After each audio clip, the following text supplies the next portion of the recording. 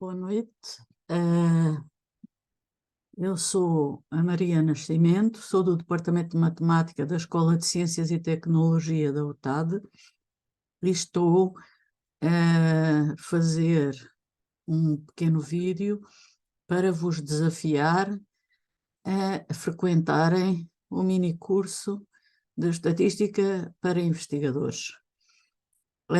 Como podem ver nas imagens, estas componentes da estatística aparecem e são mencionadas em vários relatórios.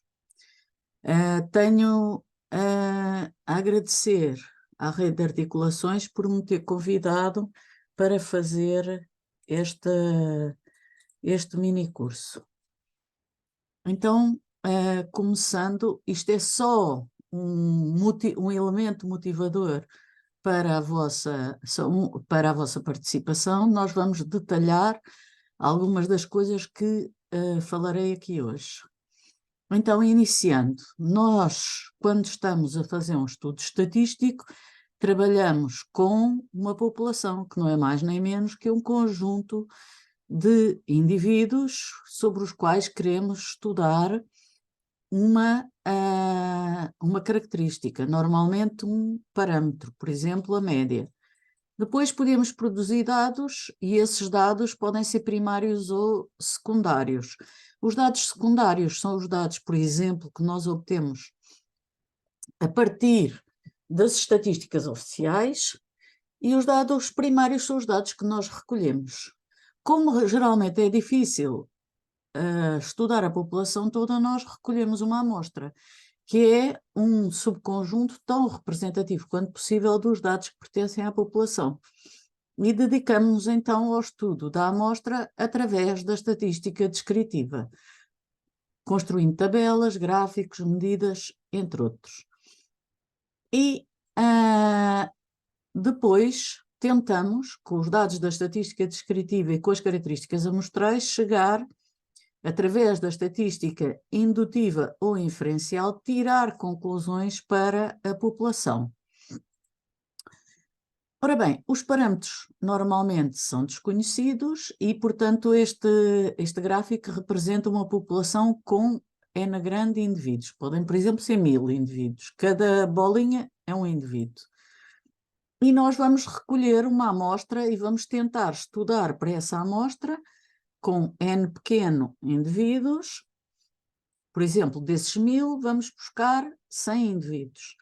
Desses 100, que são muito menos que 1000, vamos tentar estudar as estatísticas conhecidas, por exemplo, a média, a variância, o desvio padrão, etc. E normalmente essa escolha dos indivíduos é feita por amostragem casual simples. Por exemplo, como eu falei, a média. Posso querer estudar a altura média dos rapazes numa determinada faixa etária e estudo com base nos elementos da amostra, na média da amostra. E depois, através da inferência estatística, chego à média da população. O que é vem a ser isto da amostragem casual simples? Numeram-se todos os indivíduos da população e depois sorteiam-se. E pode-se sortear usando uma máquina de loto ou então, por exemplo, uma folha de cálculo, ou na internet há outras formas de simular o sorteio. Mas há outras amostragens, as amostragens probabilísticas que a estatística usa. Todos os elementos da população têm igual probabilidade de serem selecionados para a amostra. Se for uma amostragem casual simples, como falei há pouco, fazemos então o sorteio por lotaria. Mas temos que ter todos os indivíduos, a listagem de todos os indivíduos da população.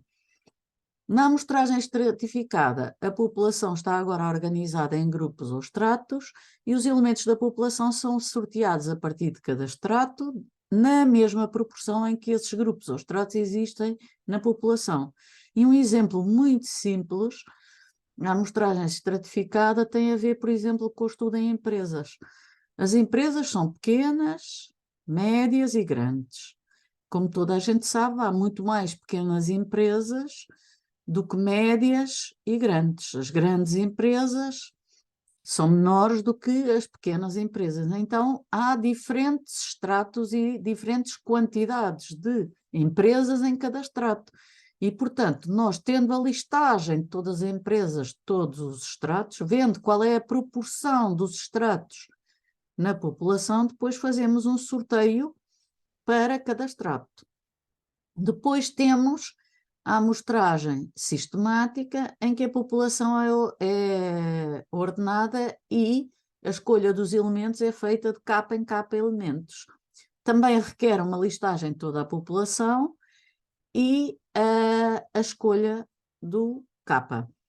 Portanto, se as amostragens forem probabilísticas, como precisamos na estatística, temos que fazer esse tipo de... temos que escolher um tipo de amostragem. Voltando outra vez aos nossos dados, nós temos então aqui a estatística descritiva e a estatística inferencial, e para passar de uma para a outra, ou seja, para tirarmos conclusões da amostra para a população, estamos a correr o risco, e esse risco é avaliado, é medido pelas probabilidades. E nos intervalos de confiança, nós chamamos a esse risco o grau de confiança. Nos testes de hipóteses, veremos que é o nível de significância. O grau de confiança normalmente nota-se por 1 menos alfa% e o nível de significância por alfa%. E veremos adiante que, portanto, este esquema pretende avaliar o valor fixo de um parâmetro, a tal média que eu tinha falado há pouco. A estatística descritiva fornece-nos estimativas, valores concretos para uma amostra. As características amostrais já vão um bocadinho mais adiante, já envolvem lei ou leis de probabilidade e, portanto, nós estamos no âmbito, quando estamos a tirar conclusões para a população, estamos no âmbito da estimação.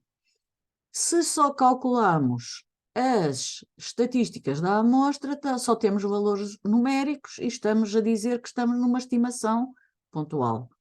Se fazemos intervalos de confiança, temos um intervalo de variação para o valor que tiramos a partir da estatística descritiva. Se soubermos um bocadinho mais, ou se quisermos arriscar um bocadinho mais, podemos usar testes de hipóteses e façam o valor do parâmetro.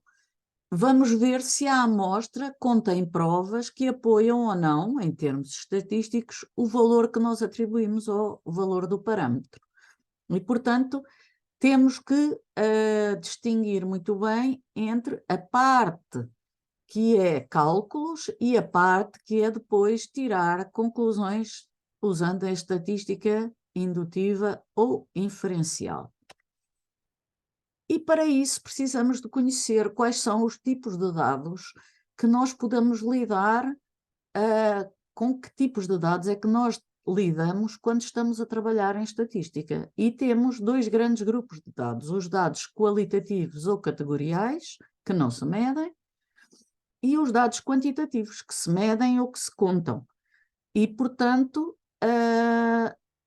temos medidas de tendência central, que vocês com certeza já ouviram falar, moda, mediana e média, mas nos dados qualitativos ou categoriais temos duas escalas, a escala nominal, por exemplo, o género, ou, por exemplo, a profissão das pessoas, portanto, são só os nomes, e então eu só posso ver se há alguma profissão que se destaca, a moda.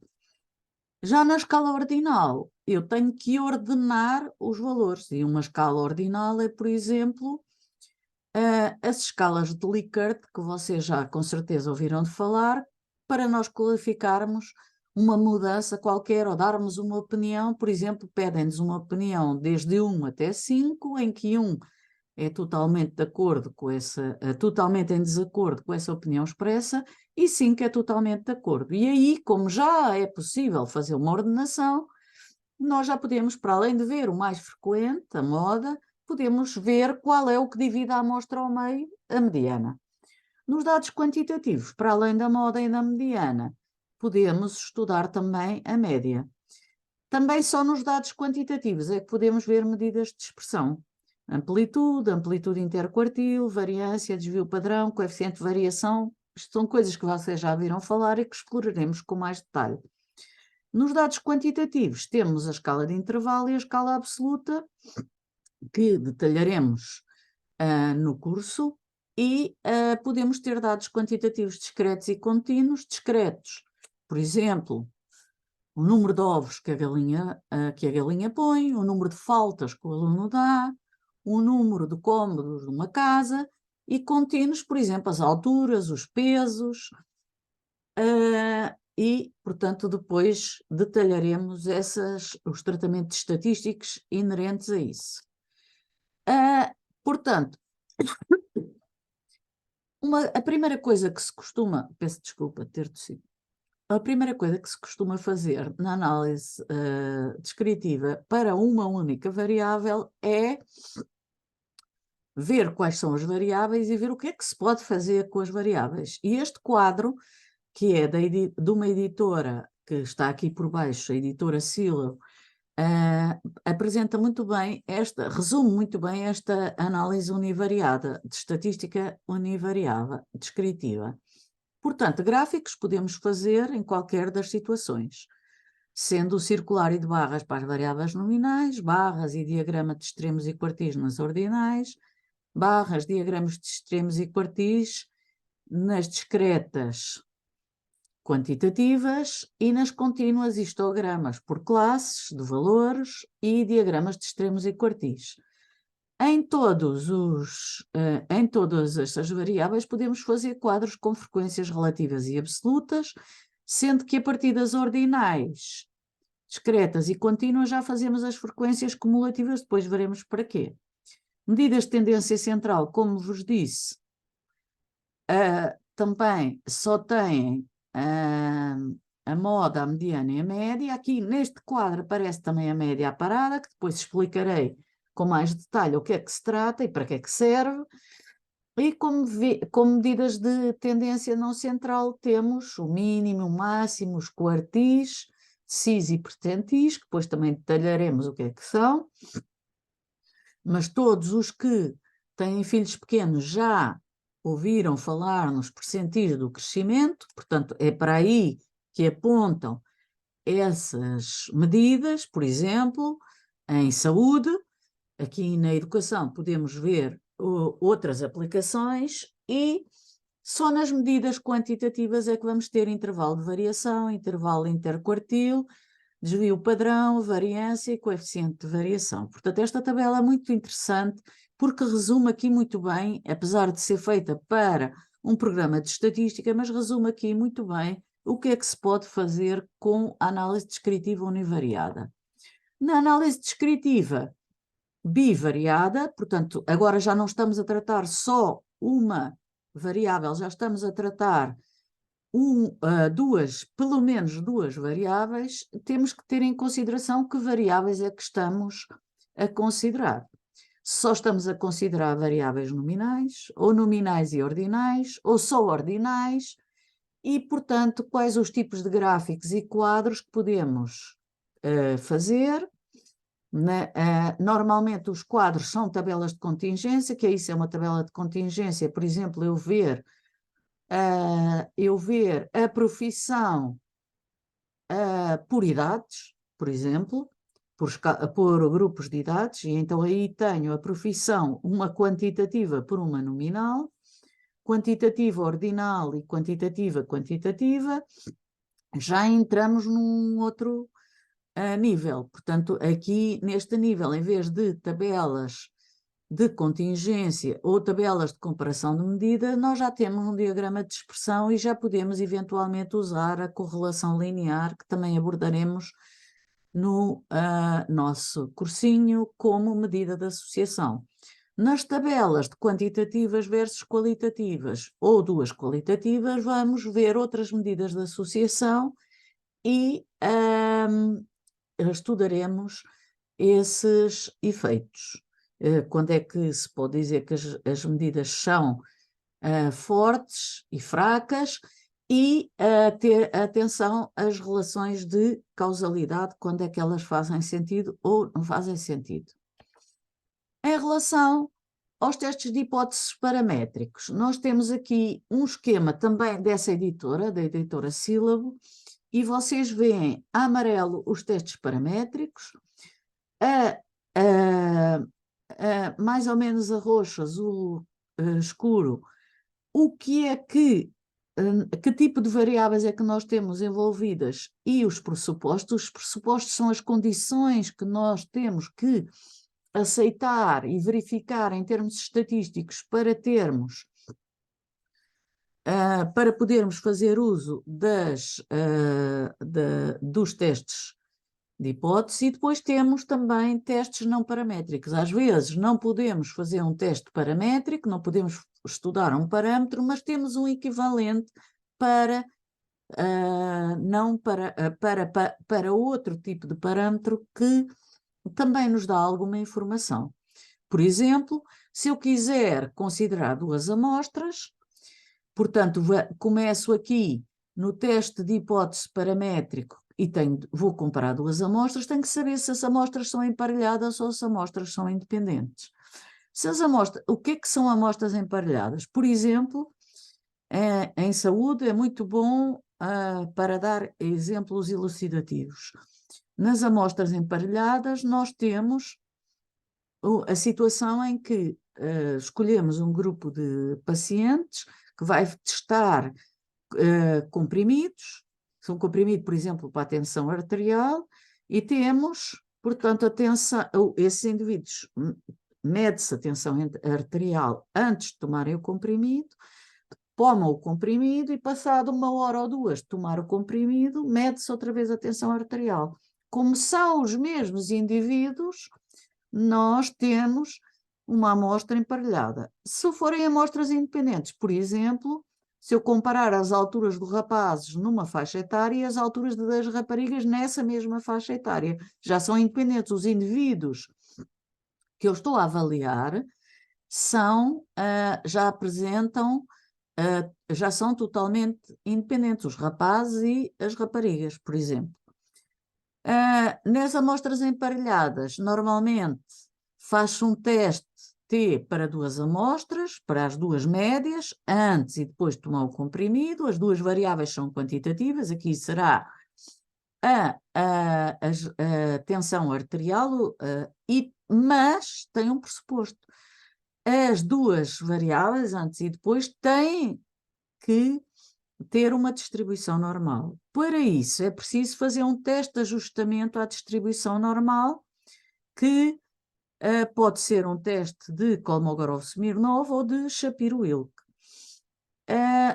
Nas amostras independentes, também temos um teste T para duas amostras, uma variável dependente e uma variável independente, ambas qualitativas, e temos também que ter o pressuposto da distribuição normal e, portanto, também tenho que testar previamente o ajustamento a uma distribuição normal. Além disso, tenho que também fazer um teste de Levene à homogeneidade das variâncias. O que é isso, a homogeneidade da variância? Parece muito complicado, mas não é. É ver só se as variâncias podem ser consideradas iguais ou não. E, portanto, nós temos aqui um resumo do que se pode estudar em termos estatísticos. E, portanto, será esta breve abordagem que nós iremos fazer no nosso cursinho, em termos de tópicos de estatística. Muito obrigada pela vossa atenção.